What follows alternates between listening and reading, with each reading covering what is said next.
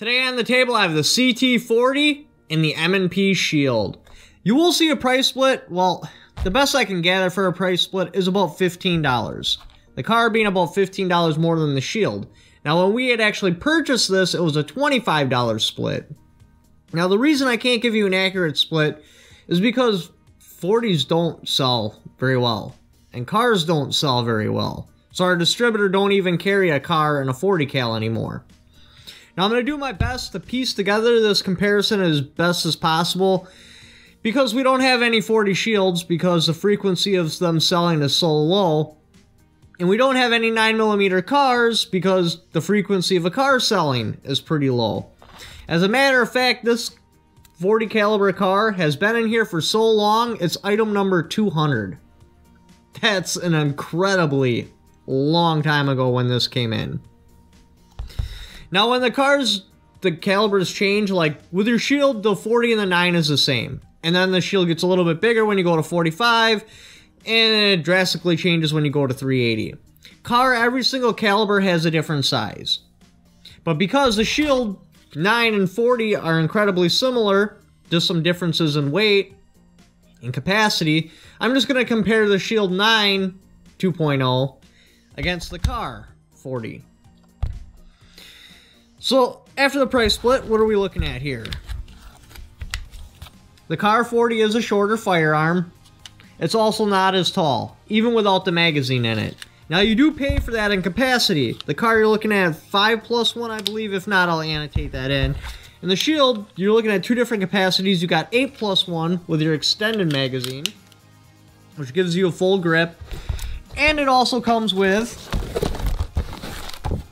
a flush mount magazine, which is 7+1. That will look like this, but your pinky just dangles. So it's up to you what you want to run.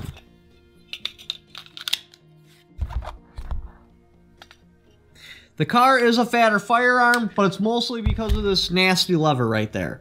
And that's a problem because if you're right-handed, this is going to be digging into your side if you were to pocket carry this, and it's an excellent snag point even if you use a holster, or if you don't use a holster, because it's just got that 90 on there that'll hook on stuff. Trigger brake.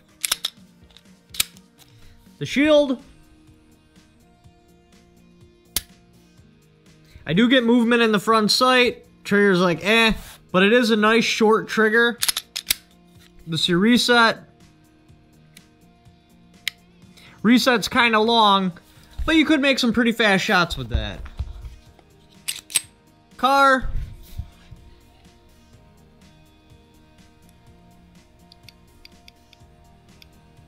Trigger's extremely long, but it does break incredibly clean. No movement at all that I've seen in the front sight. Here's your reset.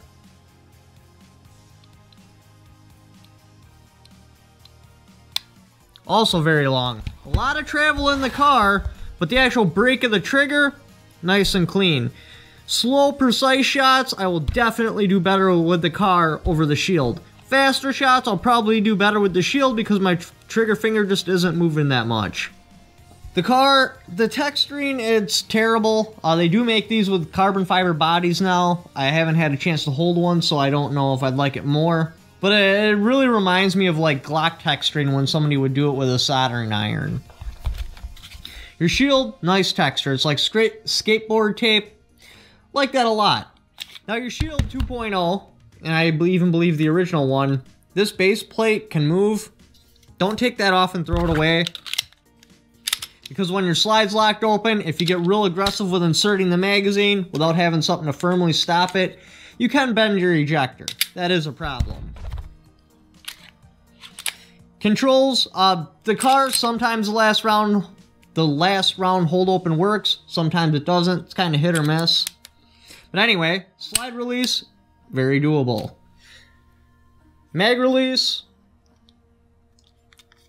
it's kind of hard to hit.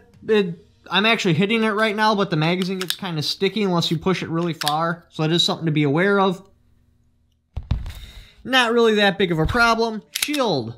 Slide release. Sometimes I can get it, sometimes I can't. Because these aren't really slide releases, they don't even have texture on the top. They're more for just using it as a slide stop. The texturing's on the bottom to push up. And because of how thin it is, very hard to use. Sometimes, like I said, sometimes I can do it, sometimes I can't. Mag release, very easy to hit from your normal shooting position. And it is gated in, so I couldn't see you accidentally hitting this. Some of these, well, I shouldn't say some of these. You can order this with or without a safety. How the safety is designed, I like a lot because you have to dig in there to push it on, but coming off, just a quick swipe with the thumb. I don't believe you can get the car in a safety. If you can, I'll annotate that in. Sights, I do prefer the shield sights better, but there's nothing wrong with the car sights. Very visible, nice and tall, easy to see. When you purchase the firearms, with your shield, like I said, you get 2 magazines, a short one and a long one, gun lock, and a cardboard box. Your car, you get a cardboard box and this ridiculous trigger lock that I don't like at all. It's just, I don't like how it functions. But you do not get an extra magazine. Another huge big turnoff for the cars for most customers is how incredibly hard they are to rack. This is across the card lineup. The 380, 40, and 45s, they're all really hard. This takes a lot of force. Compared to the Shield, the Shield 9 probably takes about 70% of the force as this car 40 takes. Even the Shield 45, which is much harder than the 9, it's still drastically easier than the Shield 40. So that is another thing you're going to want to be aware of if you're either considering stocking this in your store or purchasing it as a customer. If you're purchasing it as a customer, be sure you can rack this. If you're bringing it into the store for a customer, be sure they're like a stronger built person. If a girl comes in and wants to buy a car 380, you should probably find your hardest 380 you have on the shelf and make sure she can rack that before you order in the car 380. Now, which firearm would I purchase? To be honest, without a Delta Shield. It looks better, it's cheaper, you get 2 magazines when you purchase it. It just feels better in my hand too. Now, on the dealer side of things,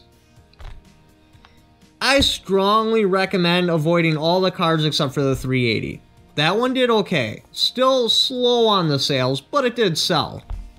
As far as any 40 cal goes, I would avoid stocking those if you're a smaller shop, unless you just have money that you just want to plunk into things, because 40s barely move. Now, as far as a 40 caliber car, don't buy this one. Maybe you'll have better luck than I did, but it just does not sell. It's completely ugly compared to other firearms. By itself, it doesn't look bad. But now you put a shield next to it, PPS, M2, stuff like that, this really doesn't look good. It's got a lower capacity. Disassembling it sucks. You have to pull this pin out. After you line it up with this notch, not ideal. It's much easier to disassemble almost all the competitive options. There's a couple exceptions out there. I just recommend avoiding that altogether. The awesome trigger brake just doesn't sell this. And they need to bring more to the table. But anyways, thanks for watching. Leave in the comments below which one you would pick and why. Don't forget to subscribe. And if you would like to help support the channel, click on my Patreon link.